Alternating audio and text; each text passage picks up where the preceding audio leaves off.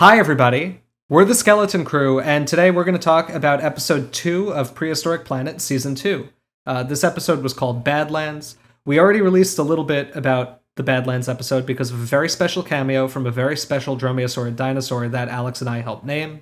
We're going to try our best to not talk about Kuru for the entire video. We have a whole separate video about Kuru now, so go watch that if you want to hear more about it. I suspect we'll fail and talk for a while about Kuru anyway. But it's exciting. If you want to criticize us for talking too much about Kuru, you can't because you haven't named a dinosaur and you've never seen your dinosaur talked about by David Attenborough before. Well, you're allowed to criticize if you like, subscribe, and hit the bell. Yes, only people who support our channel in that way are allowed to criticize us. Before we get into our introductions to talk about the episode, I want to note a couple of things. One is that you might see a portrait of Chinchousaurus, the portrait that I commissioned from the incredibly talented friend of the channel, Hank Sharp. This is a surprise tool that will help us later. In a completely separate... Don't say that. You want to get sued by Disney? We've been demonetized immediately. We've quoted a Disney product. A meme from a Disney product. Also, the title of our channel is another Disney product. Oh gosh. Yeah, maybe we'll get a payout to just stop making YouTube videos. That's really the end goal of the channel, is just Disney paying us to not do this anymore. Dalton, we're not there yet though. We'll just take it over. We'll also have the Skeleton Crew will discuss the Skeleton Crew. Maybe we can get Skeleton Crew cameos on the Skeleton Crew Disney Plus show. That'd be cool. That'd be pretty good. Maybe we'll get that. But the other piece of news that I wanted to give you is that we're going to be doing a charity live stream for Pride Month. We're going to be doing a live stream to benefit the Trevor Project. We are sorting out details for it now. I'm not exactly sure when this video is going to go up. It's as soon as possible. But tentatively, the stream will be on June 17th. This is a Saturday, so you have no excuse to not watch. I know you're not doing anything. You should give us money so that we can give the Trevor Foundation, or the Trevor Project rather, that money, and we can benefit LGBT youth who are, as I'm sure many of you know, at exceptional risk for suicide, and that's a bad thing, and we want to help the Trevor Project prevent that. So join us June 17th for the charity live stream. Pay attention to this space because we will be sharing more details as they become available, as we work out details like logistics and everything. The stream will be on YouTube. But pay attention here. Subscribe if you want to get updates from us in our community posts and videos so that you can know exactly what the plans are so you can be there with us. We are looking forward to having as many of you join us as you can, or as we can have. Now that I'm sputtering out on the introduction to the live stream, why don't we do our intros? The person who's currently at a loss for words is Dr. James Napoli, a PhD... Oh my god. I was about to say a PhD student. I'm regressing. I'm thinking about Kuru too much. I'm Dr. James Napoli, a postdoctoral researcher at the North Carolina Museum of Natural Sciences and North Carolina State University. Person who's talking now, whose head is absolutely 100% clear and focused, is Amelia Zietlow. I am a PhD candidate at the American Museum of Natural History. I'm Alexander Altieri Rubenstahl. Throwing the middle name in there. A little spice. To clarify, I'm also Italian. And I'm a PhD candidate at Yale University. And everyone who's watching this video, you are witnessing a great becoming. I am owed awe. I'm Dalton Meyer, also a PhD student at Yale University. And I am owed nothing. I am dirt and worms. But together, we're the Skeleton Crew. Skeleton Crew. There was some sync-ish there. Oh, what was the thought, Alex? Well, the quote was ripped off of Red Dragon, but then I thought it'd be cool to name something after never mind. Hannibal. Never mind. I'm not gonna leak my naming ideas. Okay. I mean, statistically, we'll probably be on the paper together, Alex. You can. Well, yes, but I want to refine it. I don't want to embarrass myself. Okay, all right, that's fine. I'm just pouring a little bit of scotch. So, because it's that kind of night, guys. Hey, well, this is an episode about the Badlands, but I'd say they're pretty good lands. They are pretty good lands. I would say this is the best episode of Prehistoric Planet, and it's not just because Kuru is in it. Yes, last episode. For our dedicated viewers, last episode we complained a little bit. we were incorrect. Well, our criticisms were not incorrect at the time, but this episode kind of just came along and like just absolutely dunked on us, like under the leg, overhead, breaks the backboard. Just every small like media complaint we had was like, oh, the pacing. Oh, we wish there were less things so we had more time with them, like less environments. They do it here. They did, folks. It's very good. Mhm. Now, I think they recut the episode based on the video we had not yet released that we recorded the night before the episode came out. Indeed. The night that the episode came out. Yeah, actually, the night that it came out. Wow, time is real weird. I don't know what day it is. Well, while we are thinking about this, and while we're thinking about the episode kind of holistically, Yeah. I'd like to just, like, from my point of view, I The agree. Jedi are evil. This episode addressed almost all of the concerns that I had regarding like pacing and structuring from the last one. In that, you know, it starts with India, then it focuses on Asia, which I know India is part of Asia, and then it moves back to India. But there is still one thing I think I would have liked to see that would have just helped elevate it even that little bit more for all the Asian segments, which would have been to have kind of a protagonist species that's featured in every single one, which I think the opportunity was there with the Prenocephale. And it's like, if we follow them through their kind of little migration and we see them get kicked off a cliff by a Velociraptor, and they're there with the Tarchias. And if they had just been there walking past like the Corythoraptors, like, oh, and now they're going to walk past this, and oh, what are those things over there doing? Like, that would have just really tied it together with like a bow. But it's an extremely minor. The protagonist species is Kuru, Dalton. It's in actually every shot. You just have to like look. It's hidden in the background. Right. We're doing a wonderful job at not talking about Kurukola too much. The first dinosaur we see in the show is actually not Kurukola. You might not believe this, but it's it's Isisaurus, which I've usually said Isisaurus so that it doesn't sound like it's named after the terrorist organization. Isisaurus. I think David Attenborough says Isisaurus, right? Yeah. Yes. Yeah. It's named for an acronym, so I think it can kind of go either way. Right. Well, that's why I kind of like EC. Like, I don't know. ISI, that's how I would say that, but whatever. What'd you guys think of the Isisaurus? I thought that whole segment was fantastic. I liked every the conception of all right, so sauropods have a nesting ground. They're too big to sit on the eggs. Maybe there's some geothermal stuff, which I was also really interested in the behind the scenes segment at the end, where they're like, "Hey, there's a paper about this," and then we look for it, and there's a paper about it. Indeed. Which we can go into a little more later, but yeah, no, like the idea is right. They're nesting in this place because like they're tall enough to keep their heads above the gas. I liked that the babies are loathsome dung eaters. That was funny. Yeah. I think the visuals in this segment are just tremendous. I mean, I love the Asia I love the Asian segments, and perhaps it's because I was not part of the team that described Kuru, but I almost think the India segments are my favorite of this episode. The contrast of the dinosaurs against the volcanic landscape, and like, I don't know where they shot this. I expect it might be Iceland, but it's just gorgeous. It's like some of the best looking dinosaurs in an environment that I've ever seen. And the music too for this set, like the music for the whole show is good. It's very good. But this was the moment where I was like, oh, like I noticed it. I noticed how good it was and it stood out. I was like, this is tremendous. Like, this is an achievement of media that deserves to be celebrated. There's this segment on the volcano is just outstanding. Oh, it was exceptional. Amelia, I'll let you go before I talk more about the volcanoes. Yeah, no, I remember like exactly what Dalton said. This was the first segment where I actually noticed that the music was a thing that was happening and that it stood out to me. I don't know why. It could have been because like I also caught myself thinking when we were watching it. So we all watched it together, by the way, this episode. Yeah, yes, we did. Which was a very fun experience.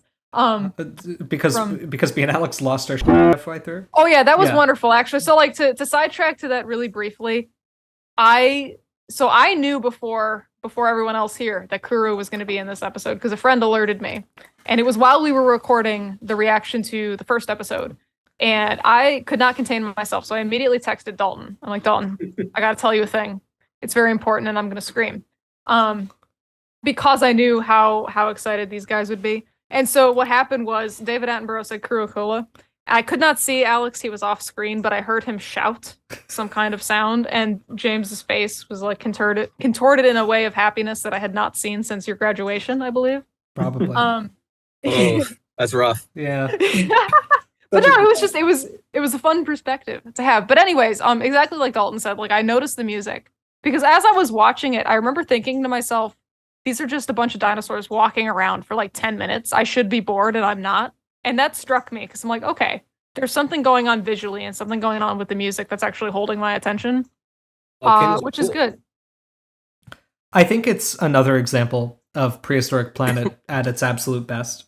So, like, I mean, to make it clear, I concur with everybody. This is one of the best segments, I think, from the whole show, certainly from the episode. I mean, the Kuru segment will always be my personal favorite, but in terms of, like, the amount of, like, awe, like, it's awesome in the old sense of the word, you know? It's amazing. And I think Prehistoric Planet really excels when it really started to feel to me like a Planet Earth type thing. Like that little bit of, the arch in front of the theater had kind of gone away. And I actually bought what I was seeing for a minute. Like, I was like, we went back in time and we saw this actual migration occur, and it's been caught on video. And, like, it's just one of these weird things that this animal has evolved to have its life cycle tied into the geothermal heat and all of that. It really worked for me. I think this shot that really did it was, there's a shot of the Isisaurus from the front where you have all the heat distortion on the lens from the surrounding volcanoes. And that just, I was like, yeah, this is really happening. This was really videotaped by a camera crew. They went back to the Cretaceous and they filmed this. What's also, I think, important to note, and this is another thing in the favor of the show, the only real, like, there's two structural things that are not my favorite about Prehistoric Planet. One is what we've talked about a lot with, like, some segments kind of don't feel like there's a narrative or, you know, not enough time spent with a particular species to really, like, get invested in it. I remember feeling that especially in season 1 with the Mashikasaurus segment, where it's like, it goes very quickly to Mashikasaurus, and then right away it's like, watch her baby get eaten by a frog. I'm like, I don't care about her baby yet. Like, you know, it's a very, very quick segment. That's number one. Number two is that I really wish that Apple TV was highlighting the science behind the show more and giving the scientific consultants more time to talk about all the decisions. Because while I was watching this was the kind of thing that I could imagine somebody who doesn't know about paleontology or dinosaur science thinking like, oh, that's complete bull. Right? Like, okay, yeah, sure. The sauropods are migrating to go lay their eggs in a volcanic, you know, hellscape so that it incubates their nests. Like, that sounds like speculative fiction. That sounds like something you'd come up with for a sci-fi movie about how the alien lives. And I wasn't really aware of the paper about it. It seemed plausible to me, but I was like, I mean, that's a cool idea. It's like, it's neat that they came up with that. And then it turns out that it's based on actual science. Which is wild. Right. So cool. Which is really, really cool. And this is something, you know, I don't work on sauropods, so this was a part of the literature that had evaded me. I just wish that the show, even if you didn't interrupt the format of having it be like a nature documentary, I just wish there was more of an opportunity at the end or that there were more behind the scenes segments for the scientists to really go into the scientific underpinning of it, because segments like this really deserve that. And to their credit, they featured it for this one, but they didn't talk about the science behind any of the other segments. And there's a considerable amount to discuss. And we'll talk about that a little bit as we move on. Does anybody have anything else they want to say about the Isisaurus? Well, just kind of on that note about talking about the science, like I think like one of the solutions could have been I feel like with this segment, the reason it worked for me at least is they gave Attenborough more to talk about. Like he just explained it more. And that's really all they needed to do for like how I felt watching season 1, like for a lot of the speculative parts. The reason I was, to be honest, annoyed by them is because there was no explanation. It was just being treated as if this was a thing we did know. Even though, like, for me, being familiar with the field and the state of research, I know it's a bit of speculation. But even if they had Attenborough just talk a little bit more about the actual decisions or the actual reasoning as a way of like explaining it, I think that would have helped me approaching it as a scientist rather than the general public to just kind of buy it a little more. Even if I know it's not based on direct things or whatever, like that it's based in something, just to kind of help me like go with it, if that makes sense. Yeah, like had this segment not been based on just published data of, hey, we have all these nests in lava and we know that they used like geothermal to heat their nests, like had that not been known, I would have still considered this to be very plausible behavior. And the explanation for it, yeah, like you were saying, Amelia, it really kind of sold it. I was like, yeah, this is really well thought out. And before I knew that it was based on data, I was like, this is really well thought out and justified speculation, A+. And then at the end, they're like, hey, it's real. And I was like, oh, wow. Like, it's exactly like the ideal version of what a documentary of this nature, like I imagine what the educational goal is that I stopped watching it and then I went, I logged onto the Yale VPN to make sure I could access all the different papers. And like, I will find this publication because I must know more. Right. No, it's really, I mean, again, just absolutely Prehistoric Planet at its peak. So we'll talk more about the Isisaurs at the end of the episode when we return to them chronologically. I think first, though, we should talk about the extended digression to the Gobi Desert. Now, the Gobi is obviously a place near and dear to my heart because while I've never been, I'll be changing that in a couple of months. Most of the work that I've done has focused on fossils from the Gobi Desert. You know, this is an area that I've read about a lot. I've read about a lot of these fossils. It's one of the most important areas scientifically for this field, just in terms of the amount of dinosaur material that we find there, the number of different species. So I love every time we go there. When I complain sometimes that, like, you know, Prehistoric Planet focuses a lot on animals we know very little about, and I understand why that choice was made, and it's probably the right choice. I think the reason that I wish that we spent more time with things that we know a lot about is that I've done a lot of work on dinosaurs we know a lot about. And I wish that we could see them have more screen time in proportion to that. But it's not the conceit of the show, right? That's like not the fundamental ethos of how it's made, and that's fine. And we get to see dinosaurs we've never really seen on screen before, which is also a very, very good thing. But off of that digression, a couple interesting things happen in the Gobi right away. First, we see baby velociraptors. Well, first we see a lizard. It's a blink and you miss it moment. Wait, do we really? Yeah, there's a lizard in the sand, and I'm pretty sure they did a similar thing that they did from the last season, which is they used a real lizard as a stand-in, which is smart because it saves having to have the animators make a lizard when a lot of the Gobi lizards look very similar to things that were alive today. It's a digression I'll make more in our Prehistoric Planet Unearthed series when I talk about this segment from season 1. But there are, in addition to beautiful, wonderful dinosaurs in the Gobi, there are extremely gorgeous lizard fossils. Some of the best from the Mesozoic that aren't mosasaurs come from the Gobi. And you get representatives from the base of a lot of different major groups. You know, I didn't pause and look at what kind of lizard this was. My guess is it's some kind of iguanian, and we have, you know, early iguanians from the Gobi, and it's always fun to see. But let's talk about cute and fun things. Well, so we see the baby velociraptors. This is a joke that we've made several times, and I'll continue to make it. It's very inaccurate because there are no baby velociraptors from the fossil record, and as far as we have evidence for, they did not exist. They form spontaneously. Right, they just appeared out of the ether. Mitosis. So like we find find small velociraptors because when they split, they shrink a little bit. Right, but then they get bigger. Yeah. Their reproduction looks like a scene from The Thing. Yeah, they just like shoot out all the tentacles, absorb the nearby Prenocephale. So all joking aside, that, you know, there's no known baby velociraptor. What they show here looks a lot like what I'd expect a baby velociraptor to look like. Adorable, huge eyes, short little stumpy face, little like frantic movements where it can't really control its own limbs yet. I melted. The way they were running like little baby chickens, I was very happy about that. One of them was eating sand. Oh no, was He it? was, yeah. He was just kind of stuck his head down and took a bite of the sand. Oh no, I missed that. He was so silly. They're little. To cut back to like we were watching this over a Zoom call together. I did not know what Dalton and Alex were responding to, but every now and then there were like sounds of joy from the other end of the call, like when the baby velociraptors were on the screen. And I suppose the sand eating was part of that. Oh yeah. They're really, I'm not going to say they're tremendous because they're actually quite small, but they are tremendous in their own way. In our hearts. In our hearts. Then we see the adult velociraptors that are brilliantly done. They look extremely bird-like.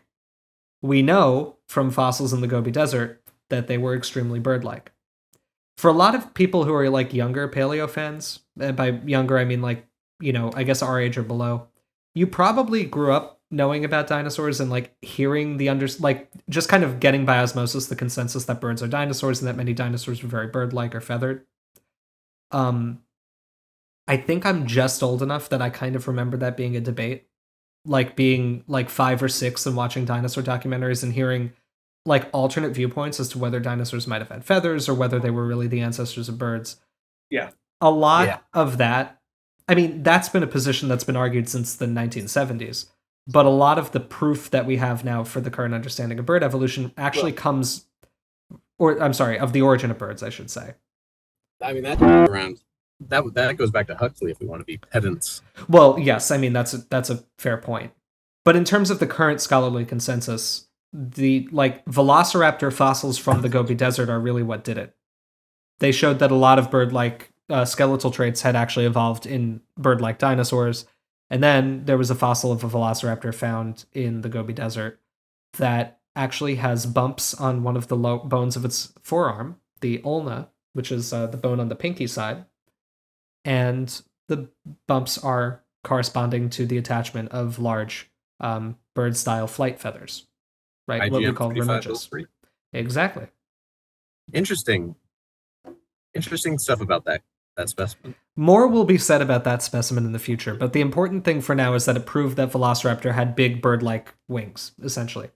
Now, Velociraptor was too big to fly, but, you know. Mm-hmm. But I think being too big to fly, this season, this segment, and also last season, the segment with the Velociraptors, shows very well how they could have been utilizing their arms, which is that even if they're not flying, these big kind of large surface areas are really good for maneuverability and for running around and controlling yourself, like when you're turning, and even more important, for running downhill and providing like a lot of extra ability for these animals to move downhill compared to as bipeds. You know, you're probably familiar if you've ever tried to run down a hill, you reach a point where you kind of get out of control and you can't put your legs in front of your body fast enough, and you either fall, slow down, or both. And having wings, even if you're not using them to fly, helps with that problem because it provides air resistance. Yeah. One thing that I've always kind of wanted to see is, you know, when people talk about a modern dinosaur horror kind of movie where you've got like dromaeosaurs that are fully feathered and acting bird-like, one thing I've always kind of wanted is to see like a scene where somebody's trying to like help somebody who's being attacked by like picking up the dromaeosaur and like throwing it the way you would like a large dog that's attacking somebody. But like throwing it and having it get some air and then like flap for control and just completely right itself in midair. It would be a cool thing to see. Like, it's probably physically impossible, but in terms of like artistic license for a movie, I think it would be a cool scene to just like have that moment of hope that you're gonna like throw it off a cliff or something, and then it just stops itself and turns around in midair and then lands and continues attacking people. I don't know. I think about these things sometimes because I'm lame and uncool. But if you're lame and uncool for long enough, eventually David Attenborough says the name of a dinosaur you named. So it's an investment. Amazingly, Velociraptor's not the only animal in that segment. There's also sauropods. Cool. 2 of them. Yeah. That's a cool thing. So we actually know that sauropods formed mixed species herds. We know that from footprint evidence, where we actually see like the width between the footprints, which corresponds to kind of the gauge of the body, is different with different sets of tracks. And it doesn't matter what the size of the footprints are. So it's very good evidence that there's mixed ages of multiple species all in one herd. So it's cool to see that. Yeah. I also, the herd, when there's like a shot where they're justifying like, oh, why is this herd of herbivores coming through? And like, oh, they're coming to this seasonally available watering hole. And when it pans over to that, I don't know where they shot that. One of the most beautiful locations. But this whole segment of the Gobi with that like oasis and basically everything else, when people ask like, oh, what do you think like the environment was like where you find all these fossils? Like, what do you think the Gobi fossil bed environments were like? I'm like, this. Watch this episode. And for me, like, this is exactly what you're looking at, is like these deserts with seasonally and occasionally available water sources. And it's just, I was like, oh, they did it. This is the place. Yeah. There's always a push to make it like the Sahara. And that was kind of pushed by a lot of artwork from the initial Gobi expeditions, like this, like a lone dinosaur in a dune sea. I don't think it was exactly the Sahara. I think Dalton's completely right. Absolutely gorgeous. There's a segment where the Velociraptor kicks a Prenocephale off a cliff. It's great. It's pretty good. That was and as the Yale boys can attest, because we were watching this together before James was able to join us. I texted them during that scene because they preface it. They're like, okay, Velociraptor is a hunt. And they only show, like, they show the sauropods. I think they show the Prenocephale briefly, but my mind was locked on, then they pan over to the Tarbosauruses. And I was like, there's Tarbosauruses, there's a group of them, and there's sauropods, and there's terrain. So what I was really, really desperately hoping for is, like, Tarbosaurus jumping onto sauropods and just ripping them to shreds. And I was like, and then the Velociraptors, come scavenge. And that's not at all what happened. But it was equally as dramatic and kind of surprising as that, which was the Prenocephale run away because they're afraid, because they're small. And there's a lot going on. It's too much for them to handle, which is okay. That's fair. But yeah, that whole scene was great, if not as catastrophic as I was hoping for. But like, it was still really good and unique. When they were setting it up, I turned to Dalton because I thought they were going to set up like the Peter Jackson King Kong scene. Mm-hmm. Which they kind of still do. It's like a canyon. But it would have been silly if a bunch of Velociraptors spooked sauropods into like a stampede where they died. I much preferred them doing sweet kicks. You know what? God's dumbest animal. Right. I mean, we need to say Prenocephale was not a large animal, and its skull was like 6 or 7 inches thick. Maybe not quite that thick. There's not a lot of brain in that head, is what I'm saying. Their model perfectly captured, like, this is God's dumbest warrior. Like, they're doing their best. And he's fighting his stupidest battles. So, against gravity in this case. I miss 2000s internet, because if right now it were like 2008, there would already be a bunch of edits of that scene where the Velociraptor has the audio from 300 dubbed over it, where it yells, "This is Sparta," and kicks it off. And I'm not saying, I see Alex getting very frustrated with me. Movie sucks. Oh, 300's a terrible movie. I'm not saying that I want this to happen because I think it's good. I'm saying that I'm disappointed in the internet for not doing anything creative with it. There's a lack of good new meme formats, Alex. I for one... No, we're just aging out. We're becoming... Stop. No, there are no good memes. We're not aging out of the memes. All right, Grandpa. I don't blame the memes. I blame new corporations' ability to block people from taking screenshots of things online. Yeah. It's just too much work for your average meme lord to get your screen caps. Yeah. You may be wondering why there's a stationary background banner image on this video. This is a related comment. Would we like to talk about the Stampede segment at all before we do our brief Kuru segment? Didn't we already talk about it? I think we're good for Isn't that what we just did? No, I'm saying, do we want to say any more about it? Right, okay. It's cool. I thought the Tarbosaurus were very cool looking. The Tarbosaurus look great. I think the Tarbosaurus might be my favorite animal design in the entire show. We see it so little. Like, I really, really hope there's something big with them coming up, because they're stunning. Yeah, I also... Sorry, I noticed a difference in this season from last season, which we talked a little bit about the last episode. And I noticed again with this one specifically with the Tarbosaurs, it feels like they're getting, like for this season, they're letting themselves be a little more creative with the camera shots.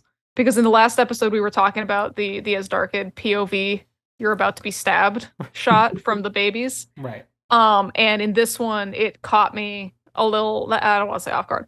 Something that struck me about this episode with the Tarbosaurs is there's that one shot where it kind of pans up and you really only see the bottom part of the face. And like, that's not really a documentary shot. Like, that is more of a, I don't know, like, I don't want to say a movie shot, but it's a more creative shot. And I appreciate that because it highlights the animals in a different way. It adds a bit of personality to them in a way that the last season didn't seem to do. And I think that it also makes the rest of it look or feel a lot more effective when most of it acts like there has to be a cameraman who is actually there. Yeah. And then you get these isolated shots that no human being could actually get that really evoke the emotion. Yeah. I agree. Like, I think it really makes it more effective. So anyway, then we have the segment that was designed as crack for James Napoli, in which we see nesting oviraptorosaurs, which are very closely related to an oviraptorosaur that I do a lot of work on. And the eggs. Do we want to talk about the eggs? Oh, we're going to talk about the eggs. And the crests. And the crest. Well, I don't want to talk about the crests here. Before we gush, because I think this segment is worth a lot of gushing, it's really good. Mm-hmm. I made a brief comment in the Kuru video that I would talk a bit about Kuru and Corythoraptor not being like in the same place. So Kuru is from Mongolia and Corythoraptor is from China. As has been discussed, animals have bigger ranges than where they're found. So it would not be surprising that either of these animals could go into the place where either one would live. So that's totally fine. I think, if I had my genie's wish, well, I'd not waste it on something as trivial as this. But if I could have a wish, it would just be for them to use another species of oviraptorosaur instead of Corythoraptor, something that has been found in the same area that Kuru's been found. Like, again, this is not out of the realm of possibility that this could happen. It just would be a little bit more grounded, and I don't blame them for not taking the time to like have the animators create an entirely different, fully realized oviraptorosaur rather than using the Corythoraptor that they have. So yeah, it is a very minor point, but it's one I said I would make, and so now I have made it. No, it's a good point. I mean, if anybody in our viewer base is very disturbed by Corythoraptor not occurring in the fauna that corresponds to the Nanshang formation, go outside. Right. Well, go outside. A. But B. It just imagine it's Nemetomyia. Nemetomyia looks almost identical. It's got a shorter crest than Corythoraptor. They are all what we call psittapodiine oviraptorosaurs or oviraptorids, which means that they're close relatives of psittapodi. I can't find the phylogeny right now. I'll pull it up later and I'll put up text right now if I'm wrong, but I believe that the tree currently goes psittapodi branching off first and then Nemetomyia and Corythoraptor splitting from each other. Which makes sense. You're basically seeing the origin of a tall crest in that group where you go from psittapodi that really doesn't have one to Nemetomyia that has like a peaked small crest, but it's not as big and developed as it is in Corythoraptor, to something like Corythoraptor existing. And Nemetomyia did live with Kuru. Like, also, they were found at the same place. Yeah. However, if you do just go outside and you live in North America, which statistically most of you do as viewers, you can see white-tailed deer all over the place. As an example that you'll be familiar with, you can see white-tailed deer everywhere. You can see raccoons everywhere. You can see red-tailed hawks everywhere. Because modern animals, for the most part, have pretty large ranges, especially like medium to large predators, or even medium to large animals. They tend to have large ranges. Right. I think it's quite likely that they met each other occasionally, but it is true that they're not known to have co-occurred. But we actually know that very few dinosaurs did co-occur. When you really break it down, like, the only evidence for that is that you found them literally in the same hole. Like, one hole in one rock unit, and they're buried next to each other. That's how you know they could interact. 2 bones in one hole. Oh, yeah. So, we can talk more about that in a separate video about the fossil record. But anyway, so I've mentioned Pseudopody a few times. Pseudopody was the focus of one of my PhD chapters. The paper on that is still in the works because we're working with Mick Ellison, who I talked a lot about in the Kuru video, to do some of the most amazing scientific illustration that I've ever seen. You paleo fans are going to love it. And a lot of people in the field will hopefully like it too. But the reason Pseudopody is important is that Pseudopody was not the first oviraptor discovered on eggs. That was Oviraptor itself. But there's a bunch of nesting Pseudopody that have been found. All of them come from this one locality in Mongolia called Ukatolgad, which I have heard speculated might be an oviraptor communal nesting area because there are a bunch of nesting Pseudopody that are found there.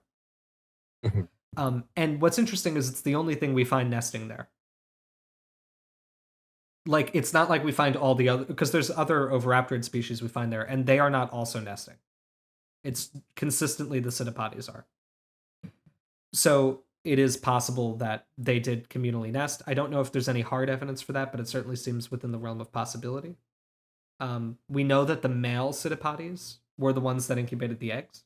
This is based on some factors of the relative size of the egg to the body, histological details about when they started to lay eggs, absence of medullary bone in the nesting individuals. So medullary bone is this tissue that female birds and I don't think crocodilians do it, right? No, they don't. So female birds deposit this tissue Well, and wait. No.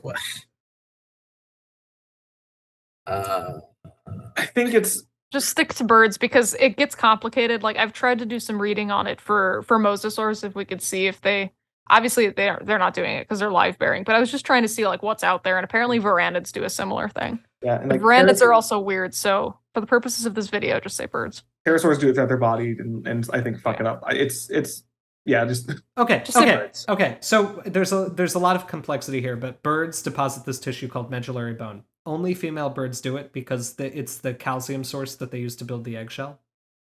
So during the breeding season, you will actually find this tissue in female skeletons.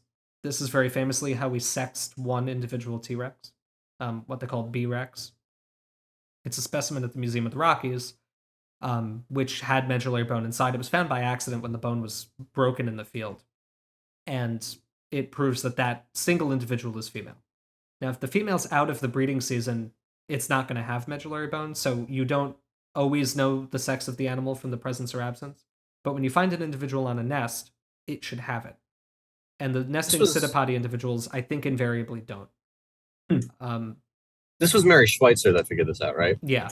But a lot of other people have worked on it since. There's been like a lot of debate about criteria for recognizing it, but a lot of it seems to bear out. The upshot is ratite birds also practice male brooding, where the males are generally responsible for nesting the eggs. They also don't only nest communally in a colony of nests, but each nest has eggs from different parents in it. So the eggs of oviraptors are like big, like quite large in relation to the body. It would be a real strain for a single female to be laying that many, like dozens of pairs of eggs that large. So it appears that multiple females would lay eggs in the same nest, and then males would incubate the nest regardless of whether they're actually the parents or not. It's apparently, I was talking to Josh Hedge, a student in the lab, I'm in NC State here, about it, and apparently it's known instinctive behavior in ratites that if you give them anything about egg shaped on the ground, they will start incubating them. So it is so ingrained that like it doesn't require a parental bond or any sort of like recognition of their own hormones or something. They see egg, they sit. I like that. Yeah, it's like how we have our cuteness response, and the thought is that like, oh, like we see babies of other mammals remind us of baby humans, and so we respond in a similar fashion. But for birds, it's just I see a rock, I see a vaguely round rock, and it inspires the cuteness response. Well, then it's like why like it's why like certain like is it bird rescues like where they really want to make sure they take care of the eggs, they will swap them out for fake eggs so that the parents are not upset and they continue to sit on the eggs, but then the eggs themselves are actually being cared for by the biologists at the at the facility. This is used a lot for like endangered birds because like it's so important that the eggs survive, and not all bird parents like human parents are good parents. They're like, let's just give you a nice plastic ping pong ball to sit on, and so that you don't kill us, and we'll take it from here. It's crazy. I think male emus might even shift which nest they're incubating. Like, I don't think it's that they even tie to one. Like, I think they'll just kind of, if there's nests around, they'll go to them. Interesting. Although I don't know that for sure. It's possible I'm wrong. Anyway, these eggs are being taken care of quite well, but not quite well enough. And a dinosaur that Alex and I named in 2021, named Kuru was as a surprise introduced into it. And this was a really, really wonderful surprise for us. I actually won't belabor the point. It was really cool, and it made us feel good. It seems to be a slightly modified model of Velociraptor, which is fine, because Kuru was a very close relative of Velociraptor. Could we... Do we see the denary teeth? We do. It doesn't have the fang, as far as I could see. Yeah, but also, like, I don't know, it's a blink and you miss it kind of thing. I think they did a little bit of recoloring so that it's not exactly the same model. The babies seem to have a different color pattern than the baby Velociraptors do. Mm-hmm. And the adult female doesn't have that white stripe down her flank that the Velociraptors do. It's more of a flat gray. Or at least that's what I see. I think, given that Kuru is a pretty new dinosaur, I think they probably wanted to include it kind of at the last minute. And so I don't blame them for not doing like a full remodel for something that is, for all intents and purposes, Velociraptor. Yeah, sure. No, of course. I think what's really great is like one of the points you two made in the Kuru paper is that, this thing, it didn't coexist with Velociraptor, but it coexisted with another very similar dromaeosaur. And so they're showing kind of the same thing of like these very closely related, very similar looking animals live in the same place. And if I had my wish and we had our protagonist Prenocephales walking through, it would even support that more of like, this is the same place, and here are two animals that are different but are very similar. And I think it's really really cool and like easy, not in the sense that like it's lazy, but easy and like, it was really nice and like it worked out super great that they could put Kuru in here and make a point that's made in your paper. Right. Yeah. And I think like I think something that takes away from the point is like there are a lot of, or not takes away from it, I'm trying to figure out how to phrase this correctly. There are more similar animals living together than I think people generally realize. Because most people, like I've mentioned this in a previous video, most people are not as involved in anatomy as we are. But if you take all the skin and bones, or not the skin and bones, if you take all the skin and meat off of a fox and a coyote, and you look at just their skulls, an average person can't tell them apart. And it's the same thing happening with these dromaeosaurs. Like if you're just looking at the bones with nothing on them, they look the same, unless you really know what you're looking for. And so I actually don't really mind that, the color, like they don't look that different in the show, because if you were to color a fox and a coyote the same, they basically look the same. Yeah.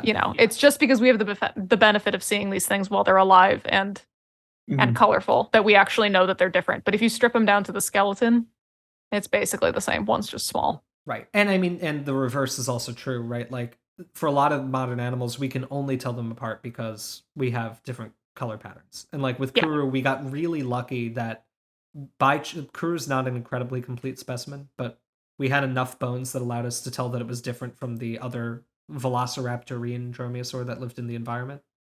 If we didn't have those bones, I don't think there would have been anybody complaining if all those materials were called Shridevi, this other Velociraptorine.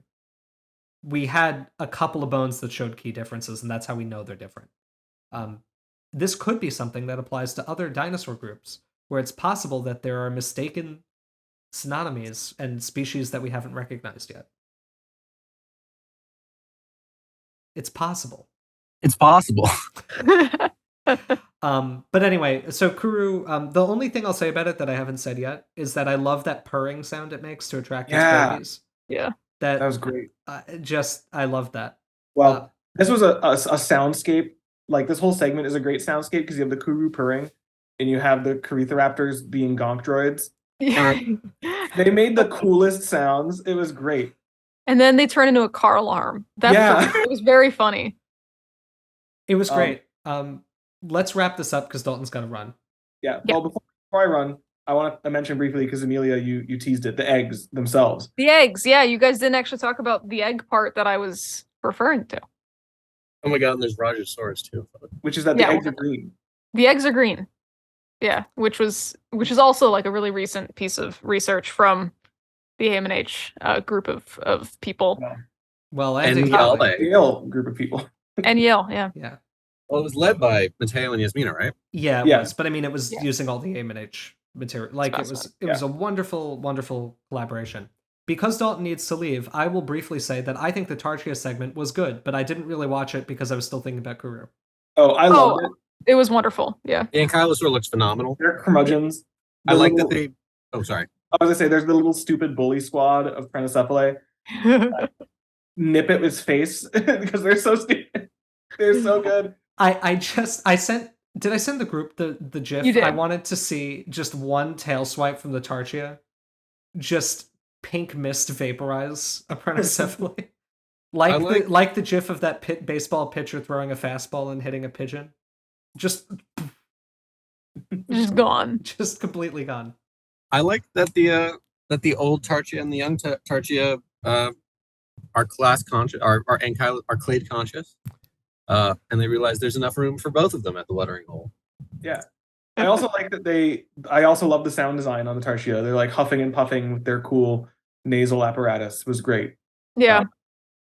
And then the final segment, baby Isisaurus. The Oh cutest. my god. They look Adorable. like little caterpillars.